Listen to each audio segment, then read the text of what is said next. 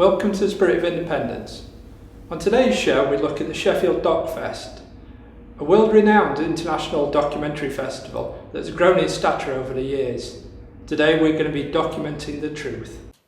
Doc Fest has been running for over 20 years now, and sort of me being around Sheffield, I've seen how it's grown. How has kind of Doc Fest evolved in comparison to other documentary festivals out there? Well, at this point, Doc Fest has become the third largest documentary festival in the world. And it had some very meager sort of beginnings in a way. But like all festivals, documentary wasn't really a big genre for festivals in the past, especially not 20 years ago. But it's really evolved and made a name for itself, not only for the festival, but also the industry side, which has become really strong. And a lot of people flock to the festival now, as well as international delegates coming to the festival and to the industry side. Are there any sort of key differences between the Doc Fest and, say, Sundance or other documentary festivals? Well, I think naturally at Doc Fest there are lots of films from the UK and from England, and also there's a kind of a Sheffield feel to it. I'm not sure I knew that when I first started coming to Doc Fest, but now that I live here, I really see what that is, and that's this really incredible energy, a really strong legacy for popular music, and also it's very youth-oriented. And also it's, it really harkens to the working class and from certain kinds of traditions from Sheffield. It makes it very unique for a festival. Do you think it's got that quite nice balance, like you said, about the youth culture and that side of things and the business side of things? Yes, absolutely. I mean, it's hard to tell when you're a delegate and you come to Sheffield, because I think there's a certain stereotype that it's still an industrial town making cutlery. But then when you come and you see the incredible youth culture, the university ambience, and also the arts, I think that's quite visible. And you also do some quite fun things, from what I understand. You have a roller disco every year? Yes. Are there any other festivals that do that? I don't think so. I've never seen one. And, what somebody told me that other documentary festivals, let's face it, documentaries for the most part are a little bit sad. Say they're about issues that are about violence, they're about economy, they're about things that aren't necessarily happy. But on the other hand, most of the festivals sort of take on a lot of the tenor, but not at Doc Fest. Doc Fest is fun, and Doc Fest is a lot of enjoyment. It's also something to celebrate as opposed to just kind of in the doldrums and being sad. So things like the roller disco or special events, also special guests. Like last year we showed Pulp, and it was just the people came out in droves. This is something that is not only like a local cause for celebration, but also just a spirit of fun and enthusiasm. Is that kind of reflected then in the people who are almost volunteering to come through to Doc Fest now? Is it not just sort of filmmakers who want to come and help out? Yes, absolutely. I mean, I think that the name of the Doc Fest, of Sheffield Documentary Festival, has gotten very many people excited. So many people have said, or filmmakers or participants, that they've never been to Sheffield, but they really heard great things about the festival and they want to come. Sheffield Documentary Festival is the world's most exciting documentary and digital media festival.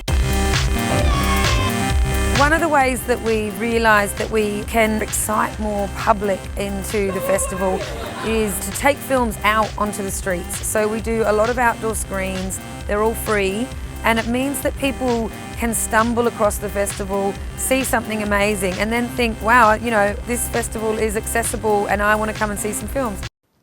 From a personal point of view, I think certainly in the last 20 years or so, I think documentary has evolved, so it seems much more commercially viable now. It attracts more audiences. Is this sort of how you see documentaries? Is this sort of, are you seeing this in the content that's potentially coming through to you as well? Yes, absolutely. I think that some people would refer to movies, they would think of movies as normal movies, and that would mean dramas, that would mean features that would come out in the cinemas. They would never consider documentaries to be real movies. And now, I think even like 10 or 15 years ago, there's been an evolution where people are looking at documentaries not only as things that you would see, programs you'd see on the telly, or different kinds of special programs about the Civil War, the Holocaust, but about all kinds of subjects about reality and life.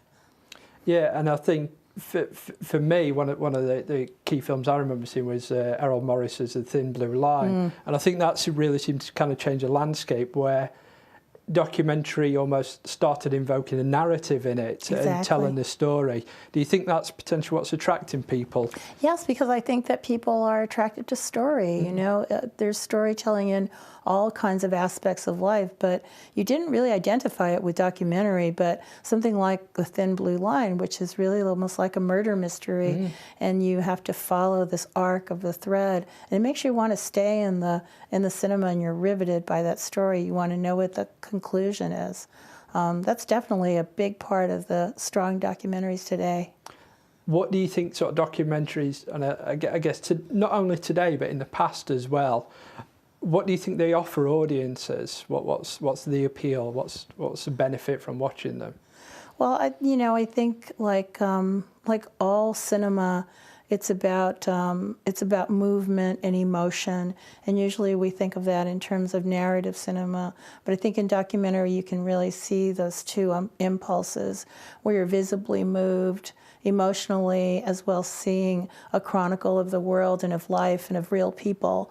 But films like The Thin Blue Line or Man on Wire or Looking for Sugar Man, these are, I guess you call them examples where they take a narrative kind of structure and make it seem almost like a fiction film. Yeah. Yeah. And like we were saying earlier, I think for me that's the key thing that does get people into them. But also, if I'm harking back to my old university days, there was a lot where it was just about just capturing a scene, and that was the interest. And then I guess that's the other side of documentary. Do you still see many of those sorts of fly-on-the-wall documentaries come through? Yeah, absolutely. I mean, we've even created a genre called observational filmmaking, or cinema verite, which is just like looking at people. But you find that even though you're just a fly on the wall, there still is a point of view. There still are decisions to be made that make you see through the lens of either the director or the character. It's quite interesting because I don't think there's any kind of pure observational cinema. But we show a lot of that at Doc Fest. You can come and see them in June. You like people, so when you're out there, you're constantly your faith in people constantly seems to be reaffirmed, whereas he's slightly suspicious of people, so his suspicion is constantly reaffirmed. Yes, perhaps. and his suspicion of people is what's funny, what he's eating. Yeah. I mean, I can eat maggots, and I did, stuff like that, and eat strange things. And I go, oh, this is quite good. My automatic reaction is to say, well, this isn't bad at all. Because I think it's rather sort of, you go around saying, oh, this is horrible, the food's horrible, the place is horrible, the people don't speak the language.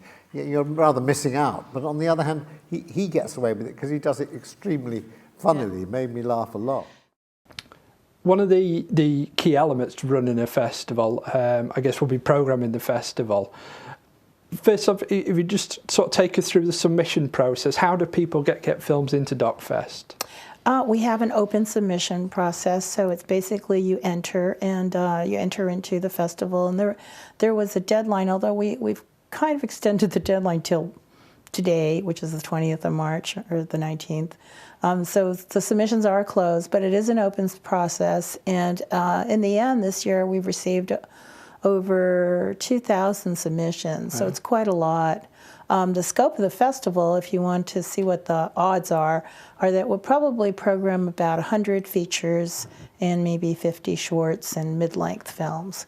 So do the math. So 2,000 versus about 130 films. So it's an open submission process. It's online. It's very simple. You do need to send in a completed film or in fine cut or rough cut. Yeah. But usually it's something what we welcome a lot of diversity. So it's an international film festival, although everybody is encouraged to apply. We take shorts as short as 1 minute to features, no series, but the features can be over 2 hours. Okay. So it's pretty open. Yeah, good. And in respect of I guess when you come to pick the films, and one that really interested me the other year was Searching for Sugarman, and Rodriguez came down and gave a performance. Then the film went on to win the Oscar. Do you ever kind of go out looking specifically for films, or do you just kind of see what comes to you? Yeah, well, we have different ways of sourcing the films. One is the open submission process, of course, and the other is that we go out and solicit films. So, for instance, over the year, I've been going to film festivals where they're showing premiere films. The beginning of the year, we went to Sundance, then we went to the Berlinale in Berlin. And then I've been going to smaller festivals. I just got back from Colombia. In Cartagena, they have a very strong festival that's been around for 55 years in Colombia, and they show mostly South American films. So my staff and myself, we go to these festivals and solicit films directly, as well as liaising with distributors and sales agents who send us their films as well. So it's a combination of the open submission, soliciting the films from festivals and distributors and different content sources. And I guess the part of that is exclusivity. You want something that's exclusive to DocFest, UK premieres, worldwide premieres. How important is that to get in there? You know, I wish it wasn't as important as it is, because just because the competition of the film festival world is that we would really like to have at least a UK premiere, but sometimes that's not possible. So if the film is very strong, then we'll show it anyway, although it would be great to predominantly have UK premieres. Yeah. Sometimes we'll have international premieres. Sometimes we'll have world premieres, but at the very least a UK premiere, just because it's really good for the film to be able to get that status, and it'll get wider distribution, we think, if we're able to publicize the premiere. Meat Market represents one of the main meeting points in the international documentary industry. Producers and directors can get together with decision makers who can help enable the project. So these decision makers might be financiers, commissioning editors, other forms of investors, people who can give advice and really help the project move on from where it is to hopefully where it's going to be. So an important element, I think certainly of the bigger festivals, is the business side of things, the networking side of things. I know this is developed with DocFest. What does the business side of things involve? There is a great industry element to DocFest called the Meat Market. MEET. It's a pun. And it really is a kind of a place for commerce, and it's for projects in development to get financing and support.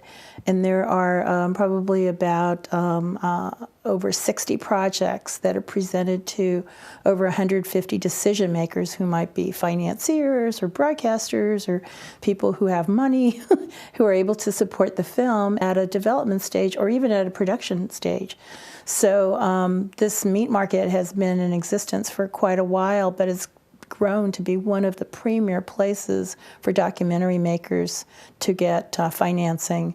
The process is kind of the same as film submissions. You have to apply, and then that is decided upon by a group of experts to get the final 60, and then you're given the opportunity to pitch for 2 days to these decision makers.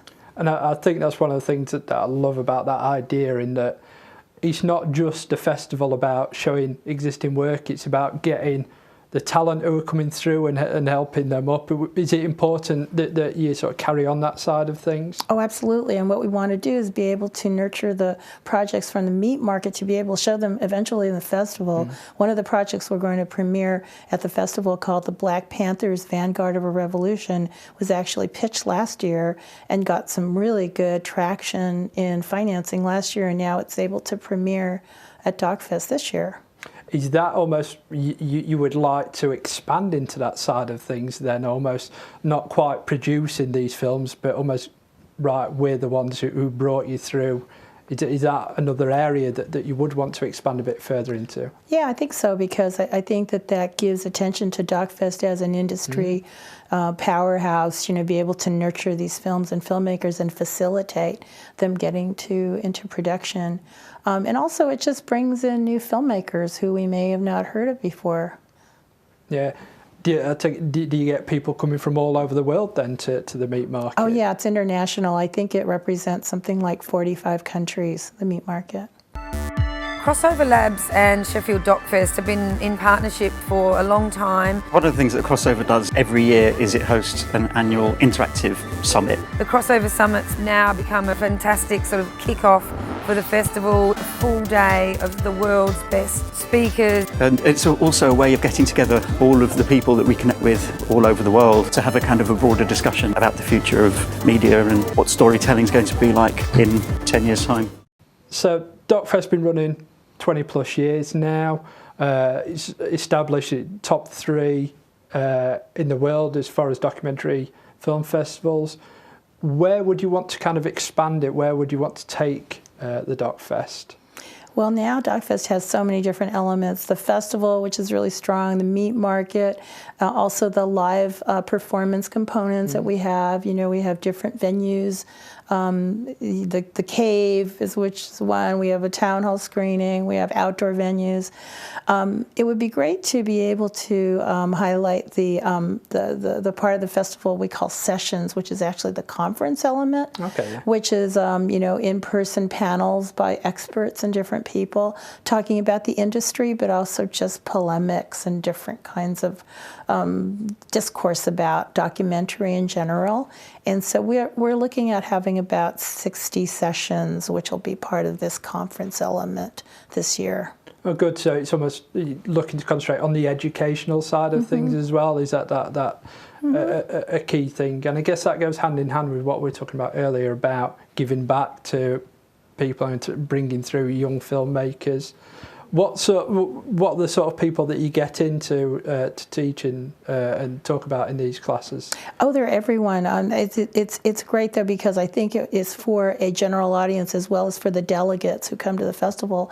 So it could be educational not only for a general audience but also for young people, those who want to get into the industry. There's quite a lot to be learned, and also some good inside information from experts and people in different fields like broadcasting, filmmaking, the technical side, and just producing that you could learn from attending these sessions. That's good. It's one of the key things that I want to get across with the TV show that we're doing about getting people an insight into the industry.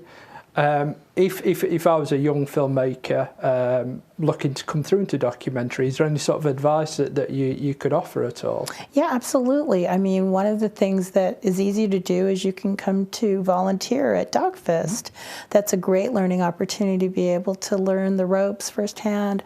We also have a program called the Future Producers School, which is training producers in the future. That's through application, but if you attend DocFest, you can learn about how to apply, and that could be for film students or professionals who are starting in their careers.